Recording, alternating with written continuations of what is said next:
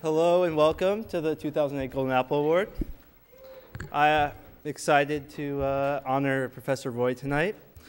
My name is Andrew. I'm the chair of the Golden Apple Award, and this award is a special award because it's the only award on campus that's completely run by students, nominated by students, planned by students, implemented by students.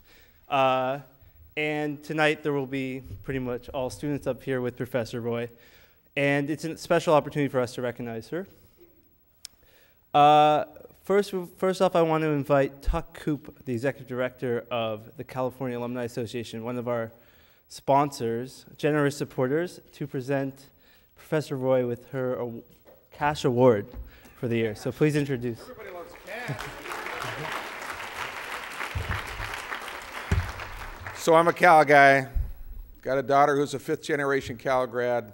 It's in my blood. I had the distinct honor last year of getting to present Professor Litwack with a gift from the alumni. So first and foremost, I'm here representing the 450,000 living Cal alumni. It's a big organization, a great organization, and this is an incredible privilege. I also got to tell you that when Scott and Andrew first approached me this year, they said, you know, hey, we appreciate your support, but no speeches, okay? Let's keep this really short. So that's exactly what I'm doing.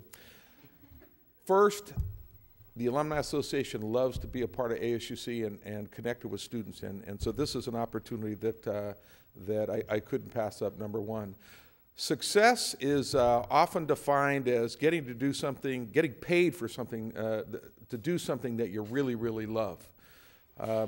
Clearly, Professor Roy is in love with what she does, and by evidenced by the folks that are here tonight, you love her right back, and I can see why.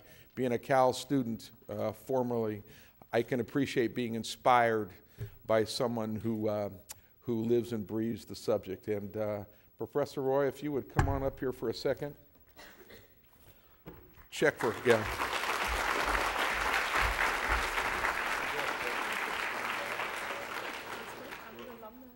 Well, that's good, that's good.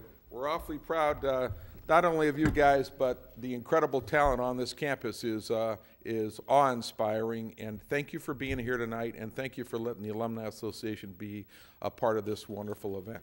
Go Bears.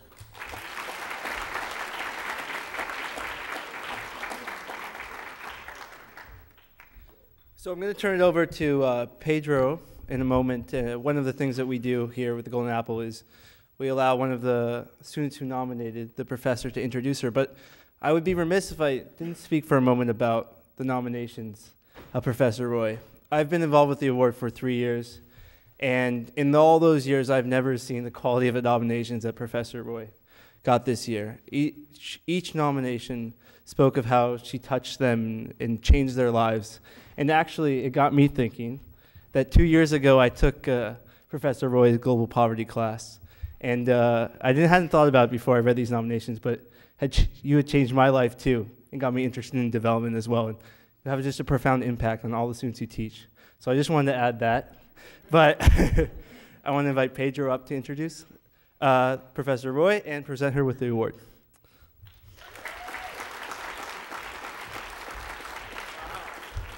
This is bizarre. Usually she's up here teaching us, so. It was the best of times. It was the worst of times. It was the age of wisdom. It was the age of foolishness. It was the epoch of belief. It was the epoch of incredulity. It was the season of light. It was the season of darkness. It was a spring of hope. It was a winter of despair. We had everything before us. We had nothing before us. We were all going direct to heaven. We were all going direct the other way. In short, the period was, so far, like the present period, that some of its noisiest authorities insisted on its being received, for good or for evil, in the superlative degree of comparison only. Good evening, my name is Pedro Rosado, and I'm a student here at Cal, finishing up my studies in political science, sociology, and global poverty in practice. It's a great honor and privilege to be here with you tonight to share a few words about this very special person, Professor Ananya Roy, and presenter with this Sears Golden Apple Award. A little nervous here, so bear with me. When I was asked to speak in brief about Professor Roy, I thought to myself, it's impossible. Professor Roy's dedication and commitment to students is too difficult to put together in just a few words. But then I realized, as Professor Roy would say, not so. I have a few minutes to share with you a little bit about Professor Roy's passion, her vigor, her charisma, her care, and her attentiveness for all students at Cal. In this famous quote that I just read to you from A Tale of Two Cities by Charles Dickens, I am reminded of Professor Roy's introduction to global poverty, the challenges and hopes in the new millennium. If any of you have taken a course with Professor Roy, you'll know what I mean, the doubleness, the dialectic, and the diametrically opposed, in fact, the tension, anxiety of change and progress with cities and peoples, the ironies of city life and the conceptual reality of urban life, spatial social contradictions and the encounters and re-encounters with the poor, and the simulacra. The modern soul itself is in conflict because a sense of self is tied to the understanding of the other. For Professor Roy, the new millennium is about cities and the cities in the global south. It is about the battle of ideas, of knowledge and paradigms, and pushing and pulling together, working themselves out in this new arena of politics of poverty. It is about theoretical aspects of space and time and the planning of new cities, cities of the future. It is about inequality and geographical location and social dislocation, of the visibility of the poor, and of the preconceptions and self-conceptions of modern society. It is through the lens of theory that Professor Roy teaches us to look at development and poverty. She carefully guides us to see theory as fluid, flowing, changing, and moving. We see what we otherwise wouldn't see. We imagine what we otherwise wouldn't imagine. And she has some pretty cool slides to go with them. For Professor Roy, imagining a different theory helps you imagine a different world. And this, my friends, becomes a new way of seeing the world. One of the things that I did when I was asked to present this special honor was to go back to my notes on lectures given by Professor Roy. And in my notes, I came across words that I circled over and over again, like the other, the politics of visibility, televisuality. Remember these words, don't you? 100 times I drew vectors and nodes across a white-lined paper with dots and descriptions and big questions with big answers to personal resolutions ready to be yelled at in public about what I was going to do about poverty and economics and gender inequality. I think this happened to me every time I had lecture with Professor Roy, and I think all of us had the same effect.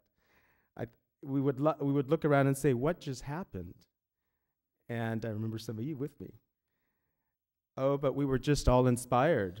We were, and I realized on the first day of lecture with Professor Roy that this was not a normal class. It was going to be something commonly done, but it was going to be done and commonly well. I cannot tell you how many times many of us in class have been blown away with lecture after lecture with Professor Roy's knowledge and teaching. We walked away splintered and completely torn apart, our minds electrified with confusion and newfound knowledge and theory about cities and about poverty, and about development, modernity, and poverty. She shook our minds and challenged our perceptions about the world and transformed each of us in a special way. The very bedrock of our privileged understanding of the world would be completely cracked open to be filled with new thoughts about redistribution, citizenship, human rights, and empathy for others. And I don't think I'll ever be the same again. So Professor Roy has opened up our minds indeed to think critically about the world around us, to question and interrogate how we see cities, how we view development. For Professor Roy, history, memory, and remembering are special and important tools to understand the past, to maintain the present, and to construct a better future. She wants us to use history, to analyze, conclude, and analyze again. And as Professor Roy once said, memory is good for any disaster because it is a rise beyond amnesia and nostalgia. She reminds us to question the voice of institutions and provoke and invoke the authoritative geography and politics of knowledge, so that we know who we are, who the other is, and who we are in relationship to others. She helps us realize that within these institutions there are battles of knowledge and ideas. They are contestable and they're negotiable.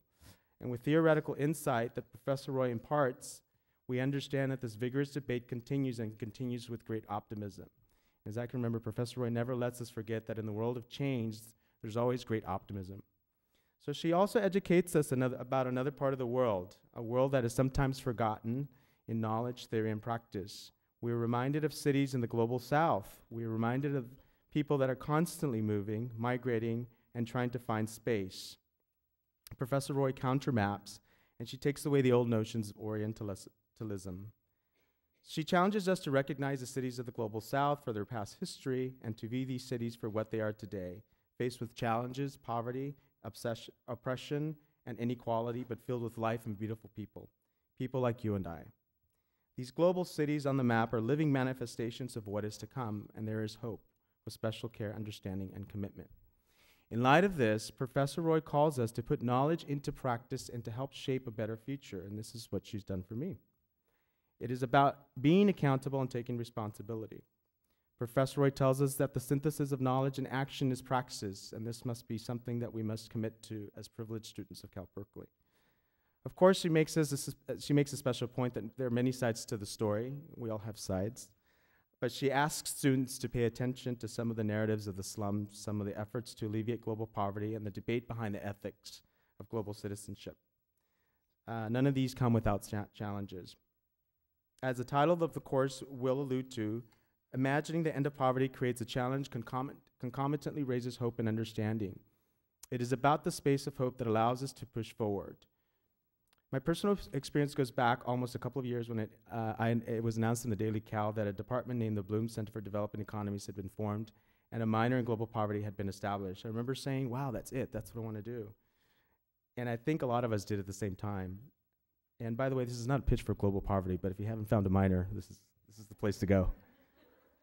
Immediately, I found a name to contact, and that name was Professor Roy. Of course, she responded with due diligence and care, letting me know that the department was soon to be created. I am proud to say that I'll be one of the many who will be the first to graduate from the Global Poverty minor in International and Area Studies. Professor Roy engages you, she teaches you, she inspires you, and gives you the opportunity to speak with her during and after lecture. Her lectures can never be any more popular. How many of us were put on the waiting list? Probably many of us here. But she wants you to stay, and she will accommodate you. She shows care in the classroom, as she does when groups of people wait to see her during office hours. This is truly one great professor. And by the way, in my heart, I have a hunch that she speaks for many around the world that have no voice. Her theories, her teachings, and her knowledge about cities and development, women, and the poor will continue to reverberate in the halls of Berkeley and in the world. And I'm telling you, she teaches a lecture that it's always like the very last lecture. If you remember some of her lectures, she teaches it as if it's the very last because it's amazing. So it's, unmatchable. So finally, a famous author once wrote, "Your living is determined not so much by what life brings to you as by the attitude you bring to life, not so much by what happens to you as by the way your mind looks and at what happens." So I believe this is what Professor has been telling us all along, that in learning about others, we learn about ourselves. And by the way, she has my vote. Oh, but she's not running for president.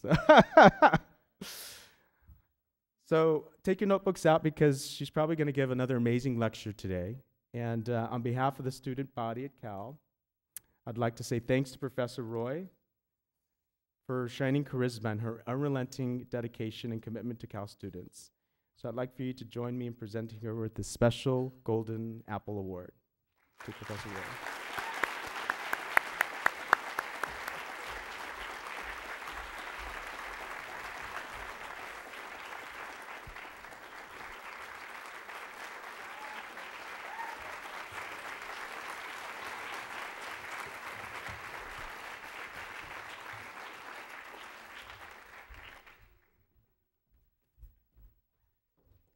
That was so poetic. I'm not sure I can live up to that.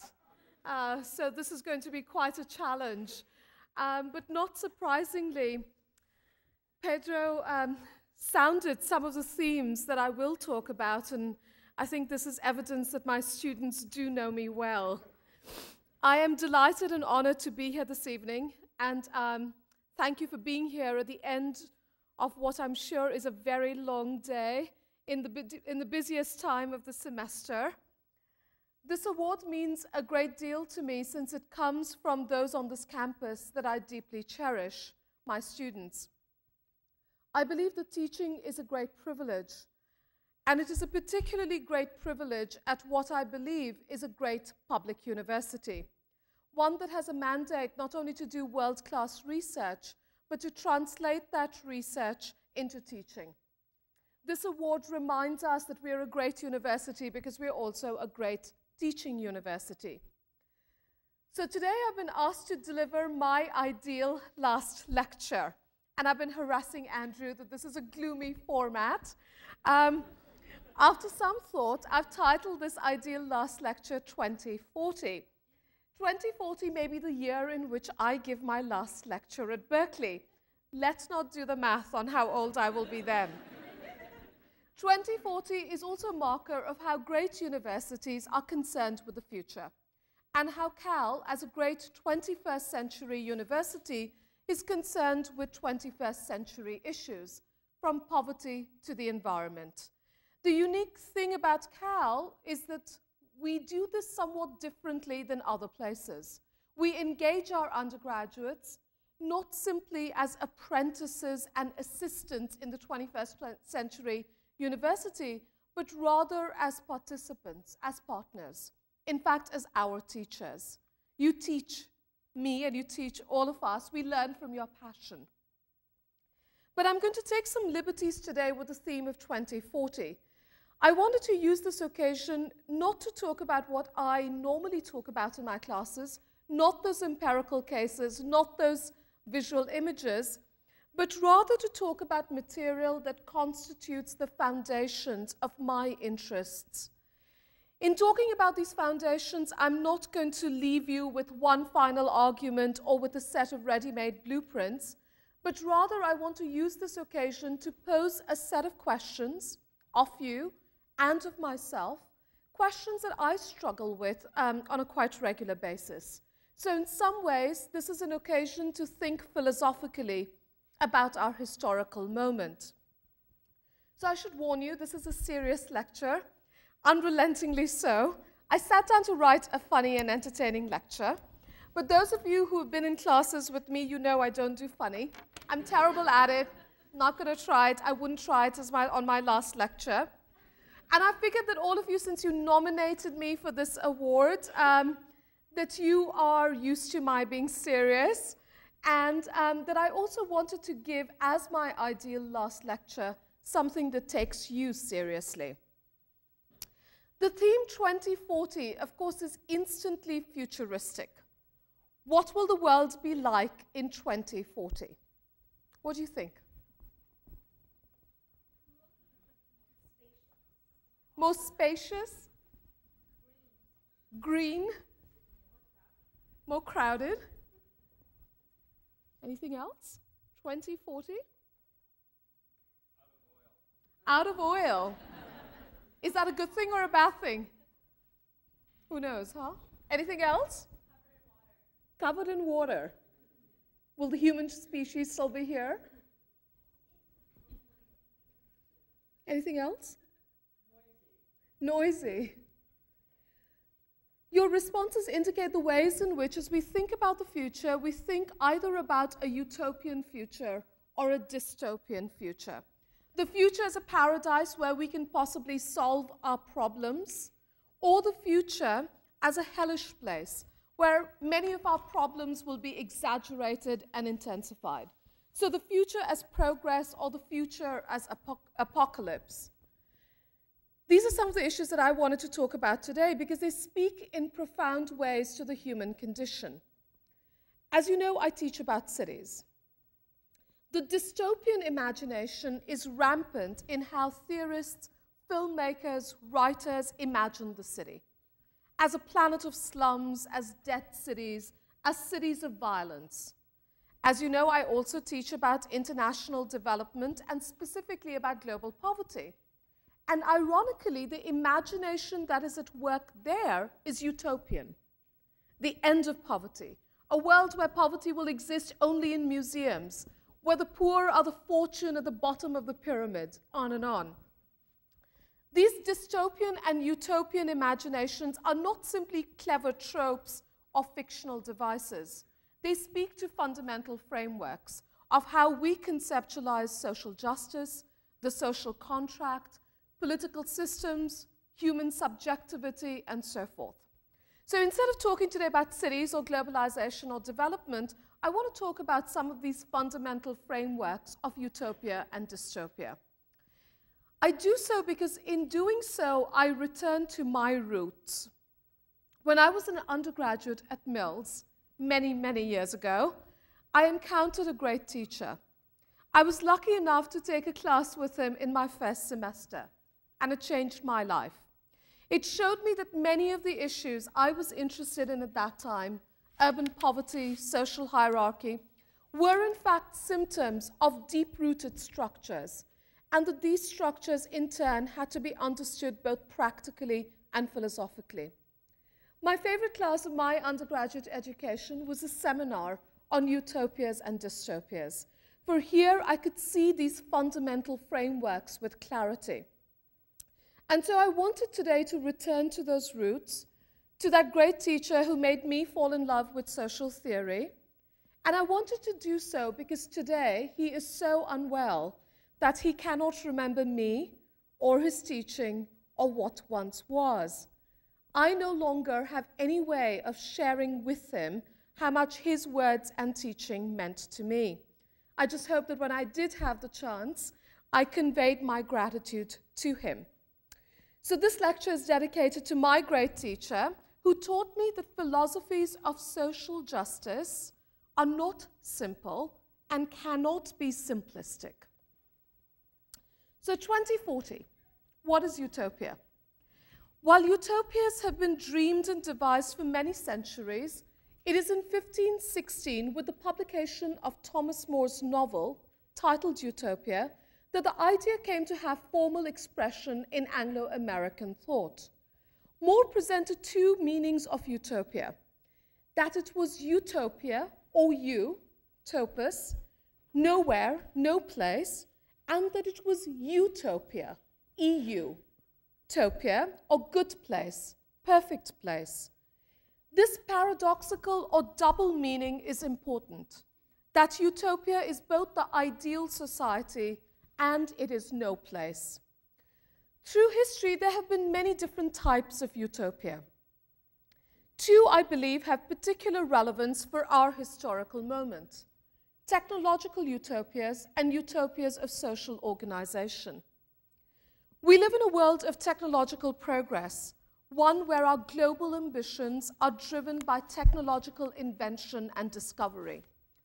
One of the striking aspects of our human condition is the faith that technological solutions can address the most urgent problems of the day. For example, that biofuels technology is the silver bullet solution for climate change. Such utopias concerned with the technological fix are not unique to our historical moment. They're in fact part of a long tradition of Enlightenment thought. So in 1626, Sir Francis Bacon published an utopian novel called The New Atlantis. The novel depicts a mythical land, Bensalam, off the coast of America, a land of wise men immersed in inventions, all meant to conquer nature and better society. Bacon writes, "We have 12 that sail into foreign countries, who bring us the books and abstracts and patterns of experiments of all other parts. We have 3 that collect the experiments of all mechanical arts and also of liberal sciences. We have 3 that try new experiments. We have 3 that raise the former discoveries by experiments into greater observations. We have 3 that look into the experiments of their fellows and cast about how to draw out of them things of use and practice for man's life and knowledge." And in the society in Bensalam, there's a great and grand gallery. And in that gallery, 2 things are placed: patterns and samples of the rare and excellent inventions, and in the other, statues of all principal inventors. For upon every invention of value, we erect a statue to the inventor and give him a liberal and honorable reward. Here is a utopia dedicated completely to invention. to the faith that technology can indeed conquer nature and better society. The good society is that of scientific knowledge. The just society is that which rewards the most inventive inventor. Now, alongside these technological utopias are utopias of social organization. These utopias address the question of the good society a bit differently. They are concerned with how all people can be placed in their proper place, in how the just society is also a model society that is governed by norms of order and distribution. These are issues, of course, of great relevance for our world. What is social justice? What does it actually look like? If one had the opportunity to set up an alternative world, another world, how would one organize it? How would one distribute rewards and resources? How would this world be managed and ruled? The most ambitious answers to these questions come not from our time, but come from the early 19th century, in the work of a set of utopian philosophers who put forward different visions of a socialist society, those that Marx was to later call the utopian socialists. Intoxicated with the future, Saint-Simon, Owen, Fourier all imagined that another world was possible, as we do today. This was an alternative world hinged on the social function of labor. Labor was to no longer be a system of industrial exploitation and misery. Rather, it was going to be an equitable system where every person would be rewarded according to work. As we are concerned today in rather profound fashion with poverty, these utopian socialists were as well. Fourier's critique of civilization centered on its pervasive poverty. For him, almost all were poor, not just those who were economically poor. He argued that everyone was poor because civilization, with its illusion of progress, had squandered the bounty of the earth, had diminished natural resources. The utopian socialists sought to dismantle the class system, but in different ways. Owen, a mill owner, sought to create a monastic system where there would be instant equality and Spartan consumption. These were his villages of unity and cooperation. He believed in a pedagogical utopia, one where enlightened philanthropists would have to educate the rest on the values of equality and minimalism. Fourier was pleasure-loving. He imagined a pleasurable system where consumption would be in harmony with nature.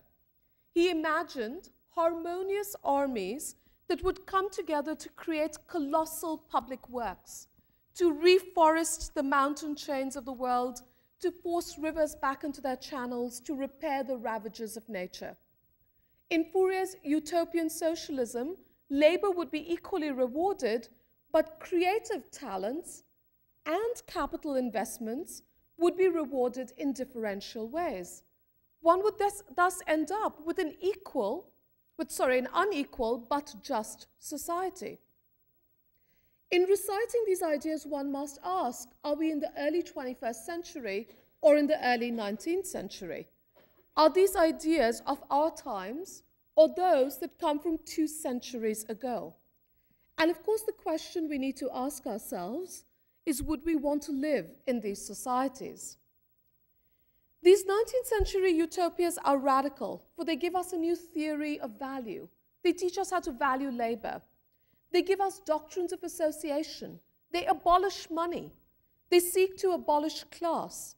They seek to create the good society. And yet, they terrify us, or at least they terrify me. Why do utopian schemes cause terror? Why do they give us pause for concern? Because these utopias, in abolishing structural inequality and social exploitation, also abolish human freedom. They also abolish politics. Here, social justice is a scheme, not a struggle. Here, the good society is a blueprint, not a democratic process of conflict, antagonism, and debate. Perhaps the most famous utopia of social organization, one that lurks in the background of all others, one that you must have studied in either high school or in your years here at Berkeley, is Plato's Republic. Plato bequeaths to Western utopia the idea of a city of perfect justice. But what sort of a just society is this? Justice in the Republic is a system where all human needs are met. Yet justice in the Republic is also a system where everyone is rewarded not equally, but according to their inherent capacities. Plato's Republic, then, is a city made up of different classes, one legitimized by the noble lie, which is this: while all of you in the city are brothers, we will say in our tale that God, in fashioning those of you who are most fit to rule, mingled gold in their generation, for which reason they are the most precious, but in the helpers, silver, and iron and brass in the farmers and other craftsmen. The golden race of philosopher kings rule the Republic with wisdom and vigilance, and this is the just society. Now, Plato's ideas cast a long shadow over centuries of utopian thought, so by the time we get to the late 19th century, to a very famous utopia called Looking Backward by Edward Bellamy. Bellamy is talking about how a just society is one differentiated according to merit. Everyone wears a small metallic badge, so small that you might not see it unless you knew where to look. The badge is the same in form for all grades of industry, but while the badge of the third grade is iron, that of the second grade is silver, and that of the first is gilt. The question is whether or not you would want to live in this just city, in this just society. Well, how and why do those utopias give us cause for concern? And how do these ideas resonate with the ways in which today we imagine social justice, the ways in which we imagine a better world? So my point is perhaps obvious, that the great utopias, when taken to their logical extreme, are dystopias. They're prison houses of human will and freedom. They require machinations like the noble lie to bolster hierarchy. Is this a world worth fighting for? The technological utopias, for example, transform into technological nightmares. Sir Francis Bacon's utopian world of inventions becomes one where the conquest of nature is also the imprisonment of human bodies. Margaret Atwood's riveting 1985 dystopian novel, which some of you may have seen as a film, The Handmaid's Tale, tells the story of a totalitarian society where technological progress leads to environmental pollution and nuclear wars. And this in turn causes a steep decline in fertility and birth rates. Many of the children in this society are born disabled, and they are shredded, i.e. put to death. The control of new technologies to address the problem of the extinction of the human race is also the control of the bodies of women. The commanders of the party are issued with fertile women to bear their children. The so-called handmaids. Handmaids spend 2 years in a household before moving on to the next one. The punishment for failing to produce a child after attempts with 3 commanders is to be declared a non-person and exiled to the colonies. Handmaids have no identity except as the body turned into technology, in this case to produce children. And of course, perhaps the most famous dystopia, one that we have been discussing in my class this week, is Orwell's 1984. A dystopia where, in fact, Plato's noble lie is no longer enough. One where, in fact, the party must engage in constant practices of surveillance and discipline. Big Brother watching the entire society. 1984 is a contemplation on one of those thorny issues that trouble utopias, that of human will and freedom. In a perfectly ordered society, can we imagine human freedom?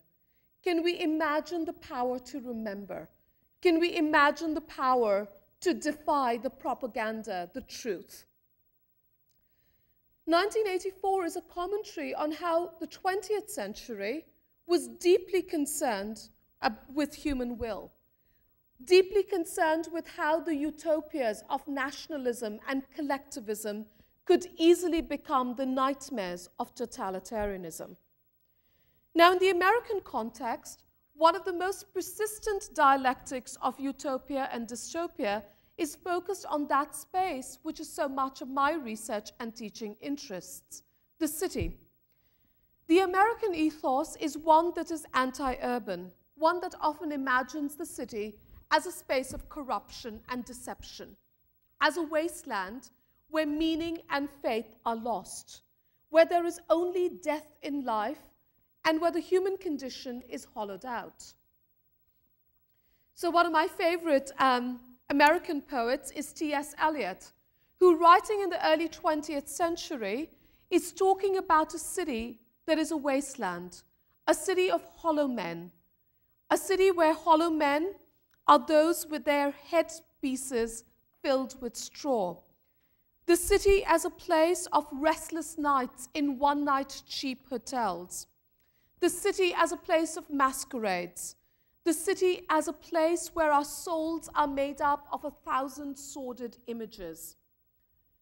The city as a place where the world ends, but as a place where the world ends not with a bang, but with a whimper. It is against this urban wasteland that the American utopia of space is created. And that utopia of space is what is not the city, the exurbia, the suburbia, the different ways in which Americans hope to escape the dystopia of the city. Baudrillard, Octavio Paz, many different philosophers have talked about this American utopian impulse to escape the dystopian city.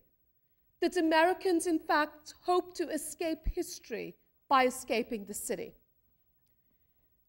The utopia of American space today is made up of these manicured and gated village-like estates, the sprawl of exurbia, all erected against the imagined threat of a fiercely dystopian urban environment.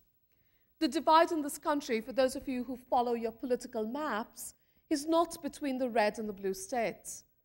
It is between the city and exurbia, between what has come to be known as metro and retro. But is this ex-urban utopia also a dystopia? So to lighten the very heavy load of this theme, let me share with you a journalistic tale of one exurb. And I share with you this tale because it can be read as an allegory, one that brings into sharp relief the themes of utopia and dystopia. The allegory, excuse me, is titled Freaked Out in the Burbs. It's about a suburban subdivision called Canyon Gate in Texas. It's called Canyon Gate even though there aren't any canyons and there is only one gate. When Chris and Christina Foley drove by, after the birth of their second child, they saw here very little other than scraped earth and that one gate. But it was enough to make them stop, because the brochure for Canyon Gate read, "For the first time in Houston, the luxury of guard-gated neighborhoods is within your reach.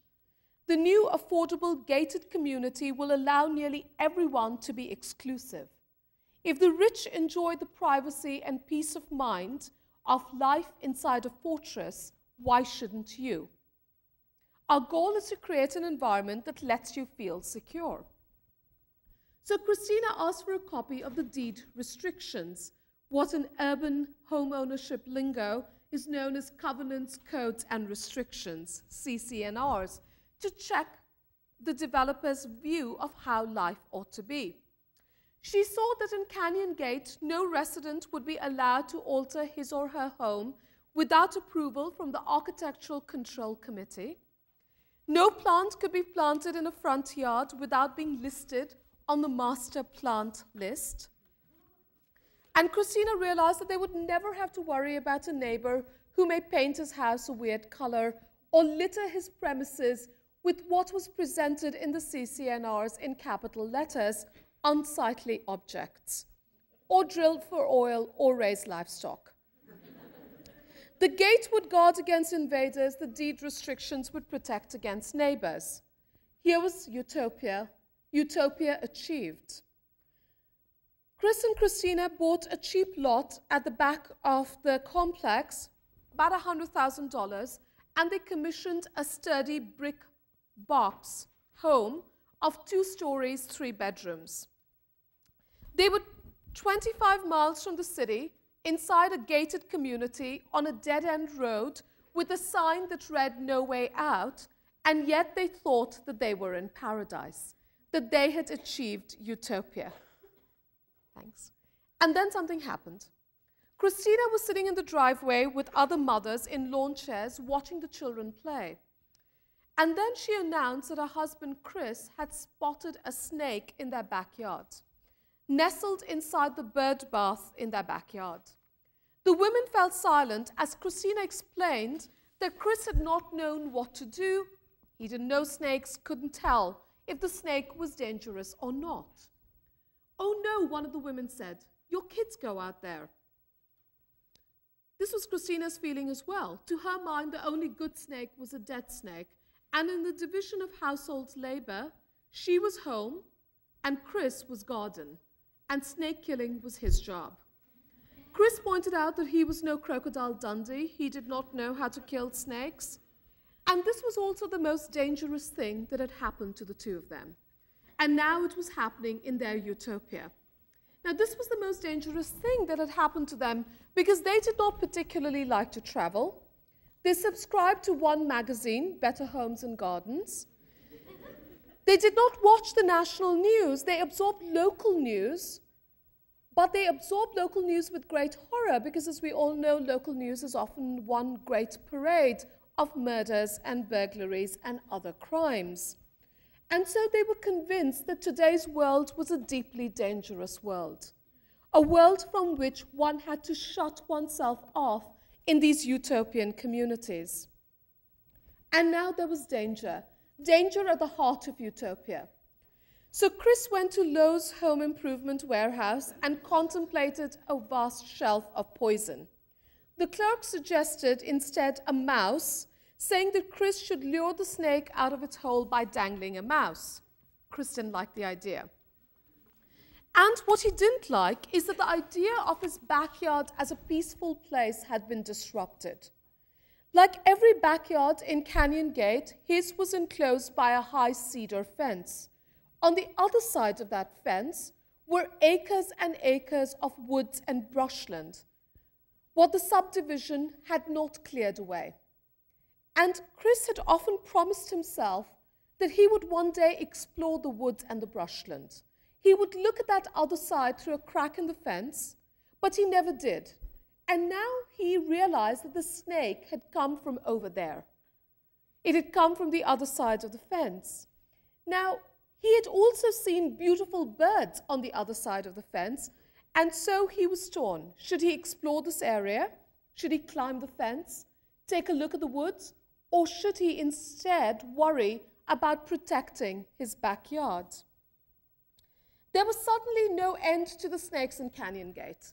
Everyone was spotting snakes.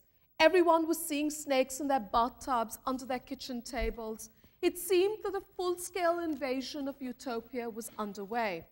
The residents of Canyon Gate were defenseless. Deed restrictions protected them against hogs and cows and chicken, but contained no provisions at all about snakes. And the Homeowners Association did nothing.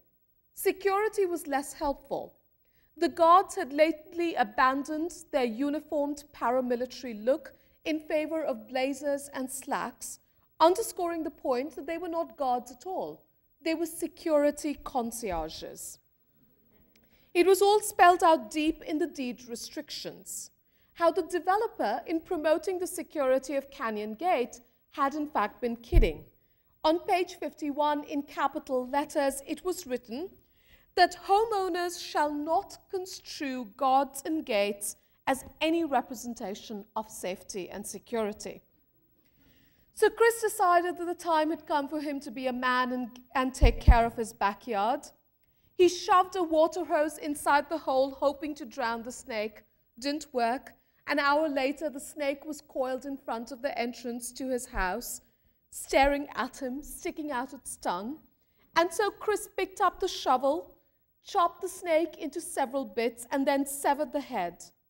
"Thank goodness I don't have to deal with this anymore," he said, heaving the corpse over the fence back among the other imagined snakes and the beautiful birds. The byline of this piece reads "The Serpent in the Garden," and I would suggest to you that it can be read as an allegory of the serpent in the Garden of Paradise, that which shatters the pastoral purity of the Garden of Eden. Just beyond our fence, and the fence that maintains our ordered suburban lives, is a world that escapes our rationalized control. This is the serpent in the Garden of Paradise. It is also the shadow that haunts all utopias. It is also the impotency that lies at the edge of technological utopias, the claustrophobia that marks utopias of social organization. So what then? What do we do if we cannot turn to utopias? How do we imagine a different world, another world?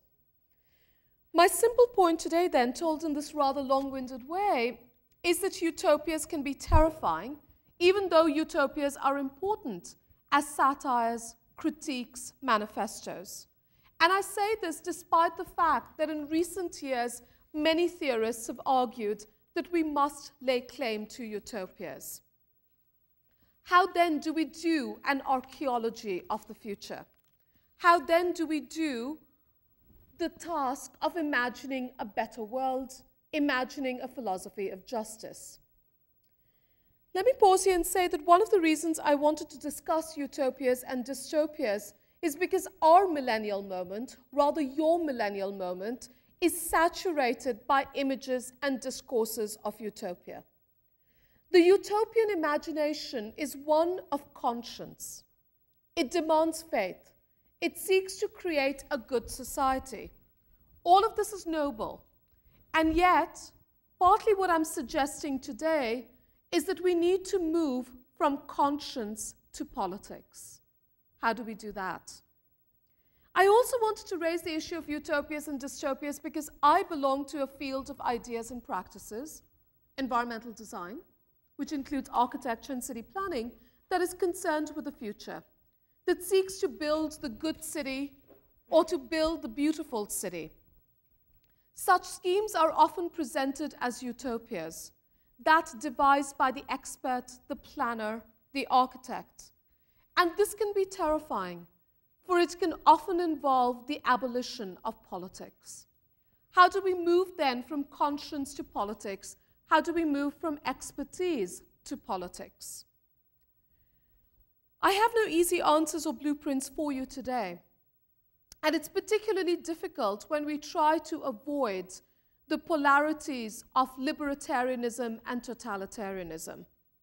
What I can do is to share with you, for this last piece of the lecture, some of the fragments that inspire me. The philosopher who inspires me is someone writing in the early 20th century, Walter Benjamin, whose short-lived life and rather brilliant life left behind a set of provocative and incomplete treatises. Benjamin called into question the utopia that is progress. He argues that progress is also wreckage. He calls into question the dream image that is the future. Benjamin is particularly inspired by the images around him that come from the streets of Paris. And the poet who inspires Benjamin is someone that many of you have studied in my classes, Charles Baudelaire. Benjamin loves Baudelaire's prose poems because they capture for him what he calls a dialectical image. An image that on the one hand is an image of progress and yet is also an image of the limits of progress. An image that can simultaneously capture both utopia and the shadow that it lurks within utopia. So Baudelaire's poetry that so inspires Benjamin portrays the glitter and glamour of a new Paris, one remade as an urban utopia of consumption and leisure. And yet Baudelaire recognizes the anguish of this utopia. His poems are dialectical images. One of the most famous of them, The Old Clown, talks about the holiday crowds that swarm, sprawl, and frolic everywhere. A gala day where all of the clowns, jugglers, animal trainers, long in advance made their plans to make up for the lean seasons of the year. A day where people forget their troubles, they become like children. There is nothing but light, shouts, joy, the spending of money, the making of money. The city as a utopian playground. But then, Baudelaire writes, at the extreme end of the row of booths, as though he'd exiled himself in shame from all these splendors, I saw a pitiful old clown, bent, decrepit, the ruin of a man leaning against one of the posts of the cabin, a cabin more miserable than that of the lowest savage. Everywhere joy, money-making, everywhere the assurance of happiness, but here absolute misery. A misery made all the more horrible by being tricked out in comic rags. Baudelaire ends the prose poem by talking about a terrible hand of hysteria gripping his throat, not because he had seen the old clown, not because he had seen poverty in the midst of prosperity, but rather this.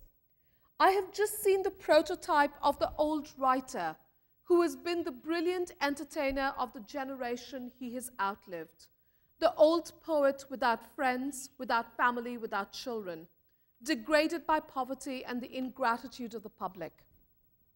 His poem is this bourgeois anguish. The modern city, the icon of progress, is spectacular, and yet at the edge of that spectacle is the debris, the ruins, the discarded figure. But what matters is that this discarded figure is not the other. It is not that figure of the poor, the figure who is distant from us. Rather, it turns out that this discarded figure is not the other, but in fact oneself. Here, there is no certainty of utopia. There is only self-doubt. What in the writings of the existentialists such as Sartre a few decades later is going to become nausea, self-doubt that makes us nauseous. What Benjamin is looking for and what he finds in Baudelaire's poetry is a consciousness of crisis. He's not looking for utopia. He's looking for a consciousness of crisis, which he finds in this dialectical image. And it's partly what I'm looking for as well. The dialectical image is a double image. It is about doubleness, about a dream image which also turns out to be a crisis. There are other ways of thinking about such doubleness. So for those of you who have been in my global poverty class, you've heard me often talk about double agents, about our potential role as double agents, of the possibility of being simultaneously complicit and subversive, how we are simultaneously figures of freedom and figures of the status quo. That idea of doubleness, of double agents, comes from long-standing traditions in Black cultural studies. Black cultural studies that sees the Black body as a site of a divided consciousness that haunts the Black subject, two warring ideals in one Black body. But also in Black cultural studies, this doubleness becomes something that is possibly political, something that becomes a double play, a way of being both complicit and subversive, a way of being a part of hegemonic discourses and practices, and yet also imbuing them with rebellion, with disruption. It is this complexity of human will that inspires me, that makes possible an imagining of a consciousness of crisis. So let me end with one last dialectical image, one last anti-utopia that allows us to think about the consciousness of crisis. Baudelaire's poem about the old clown is a dialectical image that exposes the fantasy that is the modern city, the utopia that is progress. My idea of double agents, borrowed from Black cultural studies, is about how the contradictions of our own identities can also be new ways of signification and action. This is a far cry from the perfected subject of perfect utopias, and I think that's a good thing. But aside from these tropes of progress and these constructs of human will, there is also another aspect of utopias. They seek to immortalize history, to posit the end of history as the end of conflict. It is thus that Francis Fukuyama in 1992 titled his book, The End of History. This much celebrated text is about the utopia of free market capitalism and liberal democracy. Fukuyama argued that the close of the 20th century witnessed the near universal achievement of free market capitalism and liberal democracy. The end of history as utopia achieved. Fukuyama's utopia, one that argues that nothing can improve upon this world, is one that animates the late 20th century neocon project, the project for the new American century. In this world, there is no need for politics. There is no need for a consciousness of crisis, because free market capitalism and liberal democracy are imagined to be perfect systems. The only task then for Pax Americana is to export in different ways, including through war, these ideals to other places. So my last dialectical image is an allegorical counterpoint to the end of history. And it comes from the magical realism of one of my favorite novelists, Gabriel Garcia Marquez. In his quite amazing book, 100 Years of Solitude, Garcia Marquez tells the story of a phantasmic town called Macondo, set at the edge of a vast South American swamp. At one point, the town comes to be inflicted with a plague that leads to the loss of memory. As the town slowly loses its collective memory, one of its leaders conceives of a formula. He writes down words on pieces of paper and attaches them to respective objects. Soon all objects are labeled: table, chair, clock, so forth.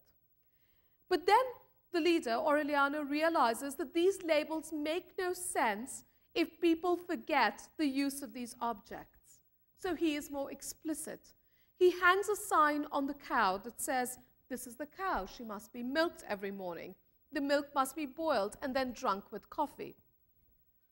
And he creates two important signs. One that marks the town Macondo, and the other, a large one on the main road, that says, "God exists." But after a while, even these instructions are not enough to retain for the town the meaning of the written word. So eventually, they turn to the village fortune teller. She had used her cards to tell the fortune, to tell the future. But now, she has to use her cards to tell the past. The town begins to live a past reconstructed as the uncertain alternatives of the fortune teller's cards. Now, one can lament the situation that is narrated here: the loss of memory, the ambivalence of bearing witness, the erasure of the past. And yet, Garcia Marquez presents this as an allegory of living. where the future is made possible through the impossibility of remembering an authentic past. One, therefore, where the meaning of life has to be constantly reconstructed rather than simply inherited. A dialectics of being, a consciousness of crisis. And so I leave you not with the promise of utopia, but rather with the possibility of dialectical images, doubleness, and a consciousness of crisis.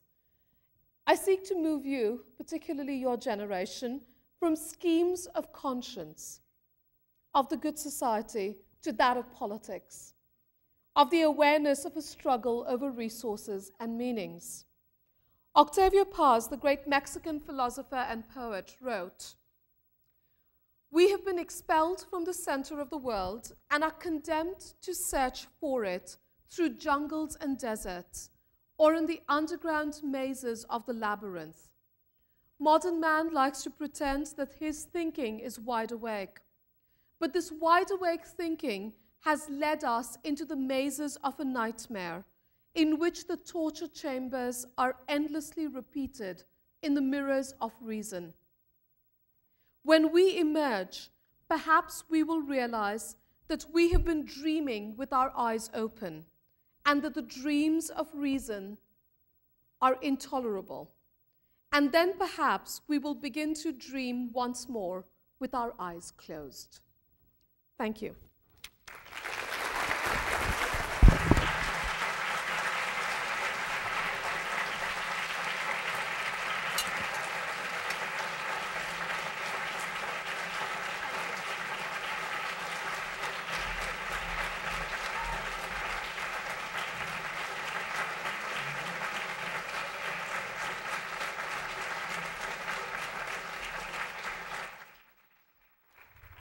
Thank you, Professor Roy, for that wonderful lecture. I just want to make a couple announcements. One is, many of you have gotten to see the sheet. We have an incredible library of nominations for many different professors. Unfortunately, we can only give the apple once a year, but we have here professors who have been nominated for the award and excerpts from nominations, and it's their course list for fall 2008, so if you're looking for a class, these are all really great. Also, you can pick these up when you walk out, and it's on our website at goldenapple.berkeley.edu. And finally, we have some refreshments, some thematic refreshments outside. So you'll find apples, apple pie, and sparkling apple cider outside. So enjoy. Thank you very much for coming.